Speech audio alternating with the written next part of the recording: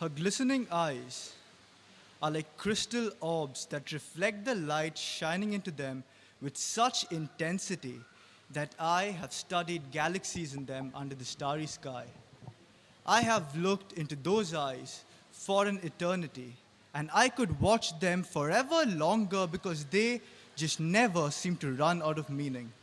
They are like soft ripples on a silent lake, or falling leaves in a cold autumn arbor. It's like flowing water running over a bed of pebbles caught in two hazel discs to form little eddies that swirl around and captivate you and take you to their depths, where you discover a shifting world of light and reflection, where abstraction is the norm and reason is forgotten, where time and space are all relative, and you learn to appreciate the beauty of the simplest things.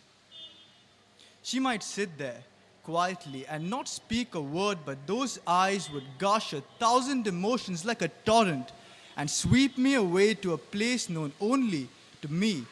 Or she could muse incessantly about poetry and art and other wondrous things, and I'd sit there, not hearing a word of what she was saying, because her eyes would light up like bonfires caught in the wind, twisting and turning and forming amazing shapes, mesmerizing.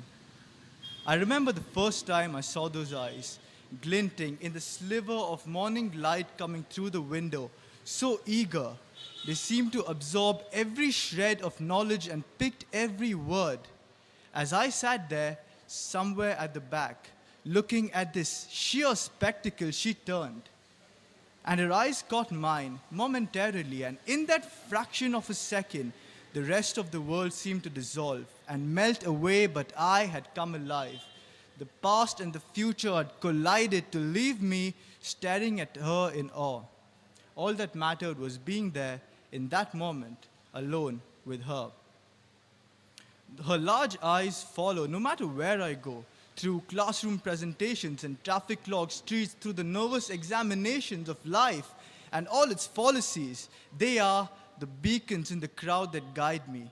They confide in me all their little secrets and bits of gossip, of office woes, deadlines, and eccentric bosses, of heartbreaks, love affairs, and convoluted histories.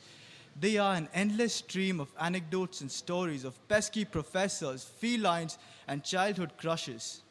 While we spend days hanging out in cafes, bars, and shady roadside eateries, on dusky hilltops and crowded trains and under ancient banyan trees, laughing on hours on end until the sun sinks and the stars arrive. Her eyes are like wordless encyclopedias and dictionaries that describe no words, and no words can describe. Those marble eyes speak only in a language of feelings and emotions, of love and excitement, of fear and sadness, of anger and malice, of innocence and tenderness, of happiness and joy. When she cries, teardrops fall like the rain. As we stood there in the pouring rain under an umbrella, I'm holding her close and her face is wet, but it's not because of the rain. As I feel her sodden eyes slowly wash away my pain, I try to console her, tell her it's okay and tell her to stop crying, but inside, I wish those melancholy eyes would never stop gushing, those pearly beads streaming down her cheeks, leading a trail leading down to her chin, because there is something in the way those eyes look up at me. It's as if they can transfer what they feel wirelessly. It's like black magic telepathy. For I have cried when I've seen her tears without asking why, and I have laughed when I've seen her smile, gleaming in rapture, oblivious to the world.